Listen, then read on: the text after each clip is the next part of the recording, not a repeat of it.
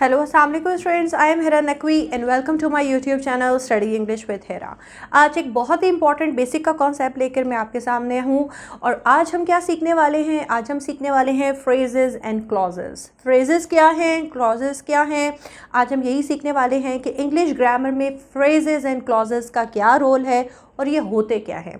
तो चले फिर अपनी क्लास को स्टार्ट करते हैं। फ्रेजेस फ्रेजेस हैं जी ग्रुप ऑफ वर्ड्स। डेफिनेशन क्या कहती है? ग्रुप ऑफ वर्ड्स, मतलब इंग्लिश के 1 वर्ड 2 वर्ड 3 वर्ड्स 4 वर्ड्स जब मिल जाते हैं तो वो फ्रेज बन जाते हैं। ठीक है, combination of words, group of words. लेकिन वो कौन से वर्ड्स होने चाहिए ये देखते हैं। No subject no verb.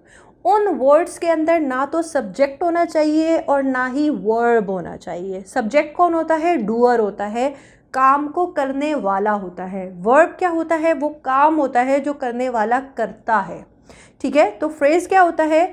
वो कॉम्बिनेशन ऑफ वर्ड्स होते हैं, वो ग्रुप ऑफ वर्ड्स होते हैं जिसमें ना तो सब्जेक्ट होना चाहिए और ना ही वर्ब होना चाहिए। इट मीन्स कि उसके अंदर सिर्फ और सिर्फ ऑब्जेक्ट होना चाहिए या कोई प्रेपोजिशन। डेफिनेटली ग्रुप है तो प्रेपोजिशन ऑब्जेक्ट के साथ मिल सकता है, आर्टिकल के साथ मिल सकता है। ठीक है, अब यहाँ देख लेते हैं the sports car.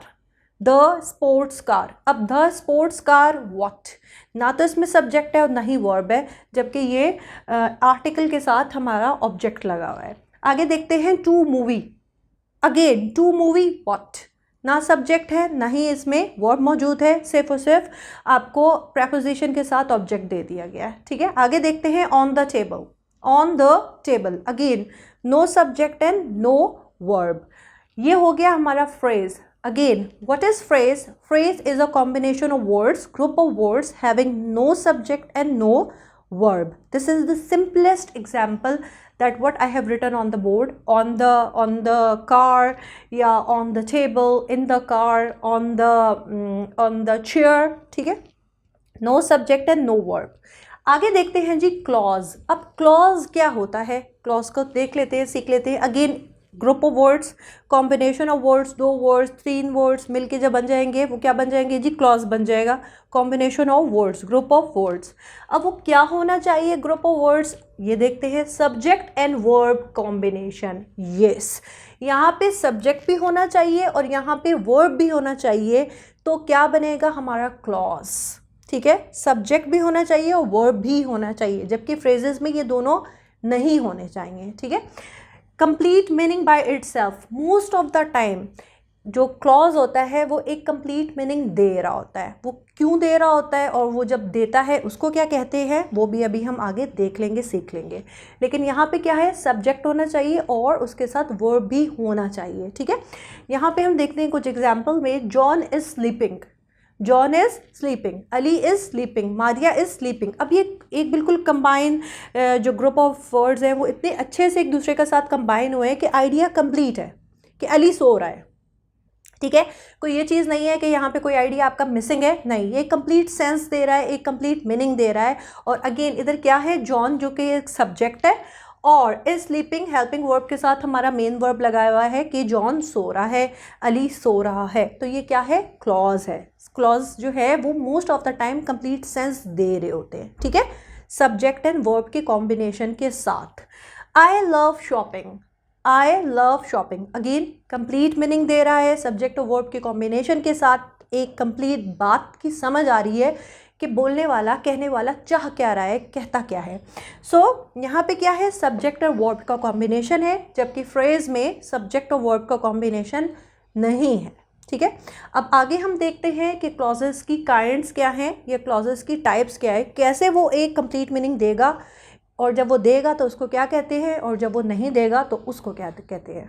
Okay students, अब हम देख लेते हैं कि कैसे क्लॉज एक कंप्लीट मीनिंग देता है और कैसे ये एक इनकम्प्लीट मीनिंग दे रहा होता है, कैसे वो अपनी कंप्लीट मीनिंग को शो नहीं कर रहा होता और इनको क्या कहते हैं।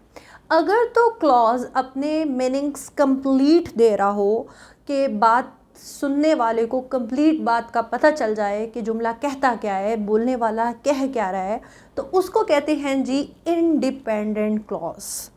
Okay, independent clause, it means कि इंडिपेंडेंट क्लॉज में एक कंप्लीट सेंटेंस होगा कॉम्बिनेशन ऑफ वर्ड्स इस तरह के होंगे कि एक कंप्लीट सेंटेंस वो बन रहा हो, एक कंप्लीट मीनिंगफुल सेंटेंस वो बन रहा हो, कि फुल कन्वेइंग ऑफ मैसेज हो रहा हो, बात की पूरी समझ आ रही हो।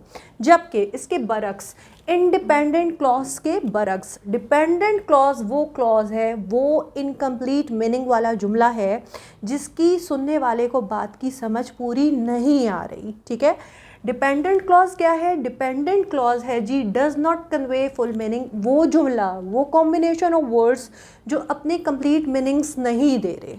ठीक है, डिपेंडेंट क्लॉज में कंप्लीट मीनिंग नहीं समझ आ रही कि कहने वाला कहना क्या चाहता है या बात क्या हो रही है। इनकम्प्लीट सेंटेंस होता है, जबकि जो मैसेज होता है वो भी इनकम्प्लीट जो होता है शो हो रहा होता है, डिपिक्ट हो रहा होता है। अब फॉर एग्जाम्पल यहाँ जुमलों में देख लेते हैं। You were in the party, जुमला कहता है you were in the party. अब सब्जेक्ट भी मौजूद है जबकि हमारा वर्ब भी मौजूद है। ठीक है, और बात की भी पूरी समझ लग रही है कि मैं, तुम जो थे वो तुम पार्टी में थे। ठीक है, you were in the party, तुम पार्टी में थे। जबकि इसके बरक्स व्हेन आई केम होम, जब मैं घर पहुँचा। ओके, जब मैं घर पहुँचा तो क्या हुआ? देन व्हाट, फिर क्या हुआ? तो यहाँ पे जो हमारा मीनिंग है वो क्लियर नहीं है, जुमला अपना पूरा मीनिंग नहीं दे रहा। तो ये फ़र्क है किसका? क्लॉजेज़ में इंडिपेंडेंट क्लॉज का और डिपेंडेंट क्लॉज का। थोड़ा सा रिवाइज कर लेते हैं। क्लॉज क्या है? क्लॉज वो कॉम्बिनेशन ऑफ वर्ड्स होते हैं जिसमें सब्जेक्ट भी होता है और वर्ब भी होता है, लेकिन वो इस तरीके से होता है कि वो जुमला अपना पूरा मीनिंग शो कर रहा होता है, एक कंप्लीट मीनिंग शो कर रहा होता है। क्लॉजेस की भी दो काइंड्स हैं, दो टाइप्स हैं। वो कौन सी हैं जी? एक इंडिपेंडेंट क्लॉज और एक डिपेंडेंट क्लॉज।